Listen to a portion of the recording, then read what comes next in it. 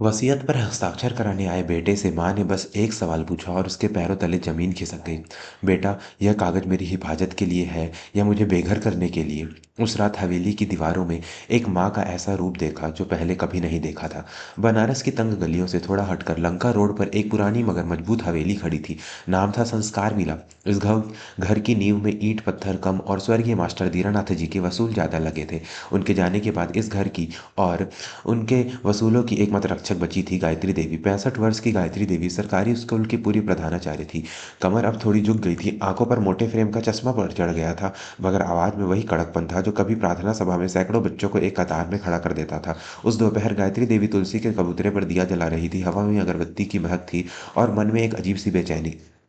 उनका बेटा विमल और बहू सरिता पिछले कुछ दिनों से ज़्यादातर और ज़रूरत से ज़्यादा मीठे बन रहे थे। विमल, जो अक्सर अपने व्यापार के घाटे को लेकर चिड़चिड़ा रहता था, कल रात उनके पैर दबा रहा था। सरिता, जिसे सास की बनी कढ़ी में भी नमक कम लगता था, आज सुबह उनके लिए बादाम वाला दूध लेकर आई थी। गायत्री देवी ने जीवन में इतनी धूप देखी है कि उन्हें पता था कि जब मौसम बेवजह सुहाना हो जाए तो समझ लो आंधी आने वाली है। शाम को विमल एक मोटी सी फाइल लेकर आया। उसके चेहरे पर पसीने की बारीक बूंदें थी, जबकि कमरे में पंखा चल रहा था। माँ, जरा यहाँ देख बैठो, तुमसे कुछ जरूरी बात करनी है, विमल ने सोफे की तरफ इशारा करते हुए कहा। गायत्री देवी ने उसकी अपनी रामायण बंद की और चश्मा ठीक करते हुए उसकी आंखों में देखा। क्या बात है विमल, आज दुकान जल्दी बढ़ा दी? विमल हड़बड़ाया। अरे माँ, नहीं माँ, वो बस एक जरूरी काम था। तुम्हें पता है ना आजकल जमाना कितना खराब है, बुढ़ापे में इंसान की सुरक्षा सबसे जरूरी है। मैं और सरिता सोच रहे थे कि तुम्हारे नाम पर एक नया बीमा करवा दें और इस घर के पुराने कागजात भी नए डिजिटल फॉर्मेट में करवा दें। सरकार का नया नियम आया है। सरिता भी वहां आ गई, हाथ में पेन लिए। हाँ माँ जी, सब लोग करवा रहे हैं, बाद में बहुत दौड़ भाग करनी पड़ेगी। विमल ने वकील साहब से बात करके सब तैयार करवा लिया है, बस आपको एक निशानों पर दस्तखत करने हैं। उसने फाइल खोली, पन्ने अंग्रेजी में टाइप किए हुए थे। विमल ने बड़ी चालाकी से ऊपर के हिस्से को अपने हाथ से थोड़ा दबा रखा था और नीचे, सीधे नीचे हस्ताक्षर वाली जगह पर उंगली रख दी। गायत्री देवी ने पेन हाथ में लिया। विमल की आंखों में एक चमक आ गई, जैसे कोई शिकारी अपने जाल में शिकार हो को फंसते देख रहा हो, लेकिन पेन कागज पर चलने से पहले ही रुक गया। चश्मा धुंधला है बेटा, जरा अपना रुमाल देना, गायत्री देवी ने शांत स्वर में कहा। विमल ने जल्दी से जेब से रुमाल निकाला और चश्मा साफ करने लगा। इसी बीच गायत्री देवी ने फाइल का पन्ना पलटने की कोशिश की। विमल ने तुरंत फाइल हाथ पर रख दिया। माँ, वो सब वकीलों वाली भाषा है, तुम्हें क्या समझ आएगी, बस लीगल फॉर्मेलिटी है, तुम मुझ पर भरोसा नहीं करती क्या? यही वह वाक्य था, मुझ पर भरोसा नहीं करती क्या, जिसने गायत्री देवी के कान खड़े कर दिए। उन्होंने अपने पति दीनानाथ जी से सीखा था कि व्यापार और व्यवहार में जब कोई भरोसे की दुहाई देने लगे तो समझो भरोसा टूटने ही वाला है। गायत्री देवी ने मुस्कुराते हुए पेन वापस मेज पर रख दिया। भरोसा तो भगवान पर भी है बेटा, फिर भी मंदिर में पुजारी जी पर्दा लगाकर भोग लगाते हैं। आज तो हम हाथ में कंपन हो रहा है, कल सुबह आराम से पढ़कर समझ कर दस्तखत करूंगी, फाइल यहीं छोड़ दे। विमल और सरिता के चेहरे का रंग उड़ गया। अरे माँ, कल वो वकील साहब शहर से बाहर जा रहे हैं, आज ही करनी जरूरी है, सरिता ने लगभग चीखते हुए कहा। उसकी आवाज में अब मिठास नहीं, झुंझुलाहट थी। गायत्री देवी उठी। तो वकील साहब के आने का इंतजार करेंगे, यह घर पिछले 50 सालों से यहीं खड़ा है, एक दो दिन में कहीं भाग नहीं जाएगा। वह अपने कमरे में चली गई और अंदर से कुंडली लगा दी। बाहर विमल और सरिता की फुसफुसाहट सुनाई दे रही थी। गायत्री देवी के कान दरवाजे से सट आए। तुमने कहा था बुढ़िया बिना पढ़े साइन कर देगी, अब क्या होगा? वो जुआरी सेठ कल तक ही इसका समय दिया है, अगर कल तक वो गिरवी के कागज नहीं मिले तो वो दुकान पर कब्जा कर लेगा। यह सरिता की आवाज थी। विमल गुर्राया। चुप कर, धीरे बोल, सुबह जब माँ पूजा के लिए मंदिर जाएगी तब मैं फाइल में से असली वसीयतनामा बदलकर यह पावर ऑफ अटॉर्नी रख दूंगा। माँ को लगेगा वो पुरानी वसीयत को नया कर रही है, उन्हें पता भी नहीं चलेगा कि उन्होंने जीते जी मेरे घर घर मेरे नाम कर दिया है। दरवाजे के उस पार खड़ी गायत्री देवी का कलेजा मुंह को आ गया। जिस बेटे को उन्होंने अपनी पेंशन के पैसे जोड़ जोड़ कर व्यापार कराया, जिस बहू का गृह प्रवेश उन्होंने अपनी पुश्तैनी कंगन पहना कर किया था, आज वो दोनों उन्हें मिलकर उनके ही घर से बेदखल करने की योजना बना रहे हैं। जुआ, विमल जुआ खेलने लगा है। उस रात गायत्री देवी सोई नहीं। उनकी आंखों के सामने विमल का बचपन घुमता रहा। वो छोटा सा विमल जो कहता था, माँ मैं बड़ा होकर तुम्हारे लिए महल बनाऊंगा, आज वो बना बनाया महल छीनने पर उतारू है। और आंसुओं का सैलाब उमड़ा, मगर गायत्री देवी ने उसे अपनी पलकों से बांध के रोक लिया। वह एक शिक्षिका थी, उन्होंने हजारों बच्चों को जीवन का पाठ पढ़ाया था। अगर आज वह अपने ही बेटे को पाठ नहीं पढ़ा पाई तो उनकी शिक्षा हार जाएगी। अगली सुबह गायत्री देवी रोज की तरह तैयार हुई। हाथ में पूजा की थाली थी। मैं मंदिर जा रही हूँ, आने में देर होगी, उन्होंने विमल से कहा। विमल सोफे पर लेटा फोन देख रहा था। उसने मन ही मन सोचा, जाओ बुढ़िया, तुम्हारा जाना ही तो मेरे लिए मौका है। लेकिन गायत्री देवी मंदिर नहीं गई। उन्होंने रिक्शा लिया और सीधे कलेक्ट्रेट कचहरी पहुंची। वहां उनके पति के एक पुराने छात्र, अब एक वरिष्ठ वकील मिस्टर सहाय बैठते थे। वकील सहाय ने जब अपनी गुरु माँ को वहां देखा तो कुर्सी छोड़कर खड़े हो गए। गुरु माँ, आप यहाँ, कोई समस्या हो गई क्या? विमल तो ठीक है, गायत्री देवी ने अपनी सॉल के नीचे छुपाई वह फाइल मेज पर रख दी। उन्होंने रात को ही विमल के कमरे से वह फाइल चुपके से उठा ली थी और उसकी जगह पुरानी रद्दी अखबार भर दिए थे। जरा इसे देखकर बताओ बेटा, इसमें क्या लिखा है? वकील सहाय ने फाइल खोली। जैसे जैसे वो पढ़ते गए उनके माथे पर लकीरें गहरी होती गई। उन्होंने चश्मा उतारा और अविश्वास से गायत्री देवी की ओर देखा। माँ जी, यह तो धोखा है, साफ शब्दों शर्तों में धोखा। यह कोई बीमे का कागज नहीं है, यह एक दान पत्र है, गिफ्ट डीड और संपूर्ण अधिकार पत्र, जनरल पावर ऑफ अटॉर्नी है। अगर आप इस पर दस्तखत कर देती तो विमल कल ही इस हवेली को बेच सकता था या गिरवी रख सकता था। और इसमें एक क्लॉज धारा यह भी है कि घर का मालिकाना हक मिलते ही आपको घर के पीछे वाले सर्वेंट कॉर्नर में शिफ्ट किया जाएगा। गायत्री देवी ने कुर्सी के हत्थे को कसकर पकड़ लिया। सर्वेंट क्वार्टर, जिस घर की एक एक ईंट उन्होंने अपनी तनख्वाह से रखवाई थी, उसमें उन्हें नौकरों की तरह रखा जाता। क्या विमल पर कर्जा है? गायत्री देवी ने पूछा। वकील साहब ने कुछ फोन घुमाए। आधे घंटे बाद उन्होंने बताया, जी बाजार में खबर है कि उसे ऑनलाइन सट्टेबाजी की लत लग गई है। करीब 80 लाख का कर्जा है उस पर। वह यह हवेली बेचकर कर्जा चुकाना चाहता है और फिर विदेश भागने की फिराक में है। गायत्री देवी की आंखों में अब आंसू नहीं, अंगारे थे। एक माँ का दिल टूट चुका था, अब एक औरत का स्वाभिमान जाग रहा था। साहब, मुझे क्या करना चाहिए? कानूनी तौर पर तो हम उस पर धोखाधड़ी का केस कर सकते हैं बाजी, उसे जेल हो सकती है। गायत्री देवी ने सिर हिलाया, नहीं, जेल नहीं भेजना। वह मेरा बेटा है, कोई अपराधी नहीं जिसे मैं सलाखों के पीछे देख सकूं। लेकिन उसे सजा जरूर मिलेगी, ऐसी सजा जो उसे जीवन भर याद रहे। तुम बस वैसे कागज तैयार करो जैसे मैं कहूँ। दोस्तों, कहानी में आगे बढ़ने से पहले अगर आपको लगता है कि आजकल के बच्चों में संस्कारों की कमी हो रही है और माँ बाप को सतर्क रहना चाहिए, तो चैनल को अभी सब्सक्राइब करें। हम ऐसी ही आंखें खोलने वाली कहानियां आपके लिए लाते हैं। शाम को घर का माहौल तनावपूर्ण था। विमल परेशान था क्योंकि उसे अपनी अलमारी में वह फाइल नहीं मिल रही थी। वह घर का कोना कोना छान चुका था। तभी मुख्य दरवाजा खुला। गायत्री देवी अंदर आई। उनके साथ वकील साहब और 2 पुलिस कांस्टेबल भी थे। विमल और सरिता पुलिस को देखकर घबरा गए। माँ, यह सब कौन है? पुलिस क्यों? विमल की आवाज कांप रही थी। गायत्री देवी ने इत्मीनान से सोफे पर बैठकर पानी का घूंट भरा।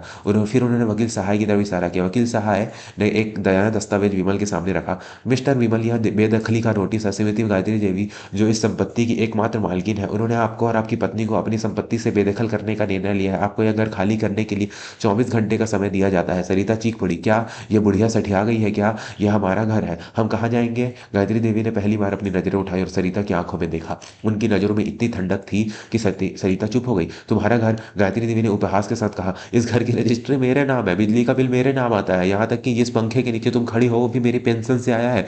तुम्हारा यहाँ क्या है सिवाय उस लालच के जो तुम अपने साथ दहेज में नहीं फितरत में लाई थी? विमल माँ के पैरों में गिर पड़ा। माँ, यह तुम क्या कह रही हो? मैं तुम्हारा बेटा हूँ, मुझसे गलती हो गई। वो कर्जा, वो लोग मुझे मार डालेंगे। माँ, मुझे माफ कर दो, मैं यह घर नहीं बेचूंगा, कसम खाता हूँ। गायत्री देवी ने अपना पैर पीछे खींच लिया।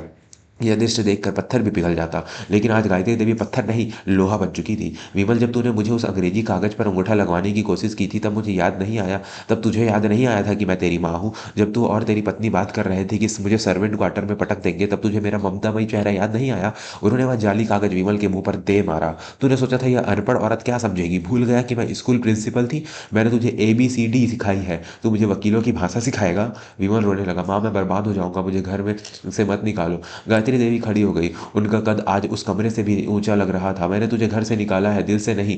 लेकिन मेरे उसूल कहते हैं कि परिजीवी पैरासाइट बनकर जीने से अच्छा है कि ठोकरें खाकर जीना। तुम्हें छत चाहिए तो कमाओ, तुम्हें खाना चाहिए तो मेहनत करो। उन्होंने वकील की तरफ देखा। सहाय, इन्हें बताओ मेरी शर्तें। वकील ने कहा, विमल जी, माता जी ने एक प्रस्ताव रखा है। यह घर नहीं बिकेगा, लेकिन आपका कर्जा चुकाने के लिए माता जी अपनी FD तुड़वाकर 80 लाख रुपए बैंक को देगी, सट्टेबाजों को नहीं। लेकिन वकील ने रुका और सबकी धड़कनें रुक गई। लेकिन यह पैसा दान नहीं है, कर्ज है। आपको और आपकी पत्नी को इस घर के ऊपर वाले कमरे में किराएदार की तरह रहना होगा। हर महीने आपको 15,000 किराया और 25,000 उस कर्ज की किस्त के रूप में माँ जी को देने होंगे। इसके लिए एक लीगल एग्रीमेंट बनेगा। अगर एक भी महीना पैसा नहीं आया तो घर से बाहर निकाल दिए जाओगे। सरिता ने मुंह बनाया। हम आपके ही घर में किराएदार बन के रहेंगे, दुनिया क्या कहेगी? गायत्री देवी ने हंसते हुए कहा, दुनिया कहेगी कि एक माँ ने अपने नालायक बेटे को इंसान बना दिया। और अगर ये मंजूर नहीं तो दरवाजा खुला है, तुम दोनों अभी जा सकते हो। बाहर वो सट्टेबाज तुम्हारे इंतजार कर ही रहे होंगे। विमल जानता था कि बाहर मौत खड़ी है और अंदर माँ की शर्त। उसने कांपते हाथों से एग्रीमेंट पर दस्तखत कर दिए। उस दिन के बाद संस्कार विला का माहौल बदल गया। विमल, जो पहले 10 बजे सोकर उठता था, अब सुबह 6 बजे उठकर काम पर जाने लगा। उसने सट्टा छोड़कर एक छोटी सी नौकरी शुरू की और शाम को अपनी पुरानी दुकान पर भी बैठने लगा। सरिता, जो रानी बनकर घूमती थी, अब घर में टिफिन सर्विस चलाने लगी ताकि महीने की किस्त पूरी हो सके। हर महीने की पहली तारीख को विमल और सरिता नीचे आते। गायत्री देवी सोफे पर बैठी होती, हाथ में डायरी और पेन लिए। विमल चुपचाप पैसे मेज पर रखता। गायत्री देवी पैसे गिनती, डायरी में चढ़ाती और फिर रसीद काटकर विमल के हाथ में थमा देती। किराया प्राप्त हुआ, अगले महीने की पहली तारीख याद रखना। वह रूखेपन से कहती, कोई बेटा खाना खाया? नहीं। कोई बेटा थक गए होंगे? नहीं। सिर्फ मालिक और किराएदार का रिश्ता। शुरुआत में विमल को बहुत गुस्सा आता था। उसे लगता था उसकी माँ डायन है। लेकिन धीरे धीरे जैसे जैसे कर्ज कम होने लगा, उसे एक अजीब सा सुकून महसूस हुआ। उसे अपनी मेहनत की कमाई की रोटी में जो स्वाद मिला, वो जुए के पैसों की बिरयानी में कभी नहीं था। एक साल बीत गया। दिवाली की रात थी। पूरा मोहल्ला दियों से जगमगा रहा था। गायत्री देवी अकेली अपने कमरे में अपने पति की तस्वीर के सामने बैठी थी। दीनानाथ जी, मैंने सही किया ना? मेरा दिल बहुत रोता है जब मैं उससे पैसे लेती हूँ। मन करता है उसे गले लगा लूँ, कहूँ कि सब तेरा ही तो है, पर अगर मैं पिघल जाती तो वो कभी सोना नहीं बन पाता। मैंने उसे कठोरता से आग में तपाया है। उनकी आंखों में आंसू बह निकले। तभी दरवाजे पर दस्तक हुई। विमल खड़ा था, हाथ में एक लिफाफा और एक मिठाई का डिब्बा था। सरिता उसके पीछे खड़ी थी, सिर ढका हुआ, नजरें झुकी हुई। माँ, इस महीने का किराया और किस्त। विमल ने लिफाफा बढ़ाया। गायत्री देवी ने आंसू पोंछ कर अपना चश्मा चढ़ाया। रख दे वहाँ। विमल वहां से नहीं हिला। वह आगे बढ़ा और गायत्री देवी के पैरों में बैठ गया। उसने अपना पूरा सिर उनकी गोद में रख दिया। एक साल बाद, पूरे एक साल बाद उसने अपनी माँ को छुआ था। वह फूट फूट कर रोने लगा। माँ, मुझे माफ कर दो, मैं भटक गया था, तुमने मुझे बचा लिया। माँ, अगर तुम उस दिन साइन नहीं देती तो आज हम सड़क पर होते। तुमने मुझे घर भी दिया और जीने का तरीका भी। सरिता भी आगे आई और उनके पैर छूकर रोने लगी। माफ कर दीजिए माँ जी, मुझे देर से समझ आया कि यह हवेली ईंटों से नहीं, आपके आशीर्वाद से टिकी है। गायत्री देवी का कठोर आवरण पल भर में पिघल गया। आखिर थी तो वो माँ ही। उन्होंने दोनों को गले लगा लिया। पगले, मैं तो कब का माफ कर चुकी होती, पर मैं नहीं चाहती थी कि तू फिर से बैसाखियों पर चले। मुझे मेरा बेटा वापस चाहिए था, वो लालची इंसान नहीं। गायत्री देवी ने वह लिफाफा उठाया जिसमें पैसे थे। उन्होंने उसे वापस विमल के हाथ में रख दिया। यह ले, यह तेरी मेहनत की कमाई है। कर्ज तो मैंने उसी दिन माफ कर दिया था जिस दिन तूने ईमानदारी से पहली किस्त दी थी। यह सब पैसा मैं तेरे ही नाम से बैंक में जमा कर रही थी। आज दिवाली ही है, तेरी लक्ष्मी है, इसे संभाल। विमल अवाक रह गया। उसने देखा कि माँ ने एक साल तक उससे किराया नहीं बल्कि उसका भविष्य वसूल किया था। उस रात संस्कार विला में जो दिवाली मनी वो असली दिवाली थी, क्योंकि उस दिन सिर्फ दिए नहीं जले थे, एक बेटा अपनी राख से फिर से इंसान बनकर उभरा था। निष्कर्ष दोस्तों, गायत्री देवी ने साबित कर दिया कि परवरिश का मतलब सिर्फ लाड प्यार नहीं होता। कभी कभी अपने बच्चों को सही रास्ते पर लाने के लिए कठोर भी बनना पड़ता है। एक माँ अगर कोमल फूल है तो जरूरत पड़ने पर वो वृक्ष भी हो सकती है। आज के जमाने में जब संपत्ति के लिए भाई भाई और बेटे माँ का रिश्ता तार तार हो रहा है, गायत्री देवी ने यह कहानी हमें सिखाती है कि पहला, अपनी कमाई और संपत्ति पर अपना हक आखिर सांस तक रखें। दूसरा, भावुकता में बहकर बिना पढ़े किसी भी कागज पर हस्ताक्षर न करें। तीसरा और सबसे जरूरी, अगर औलाद गलत रास्ते पर जाए तो उसका साथ देना ममता नहीं, उसकी बर्बादी का कारण बनता है।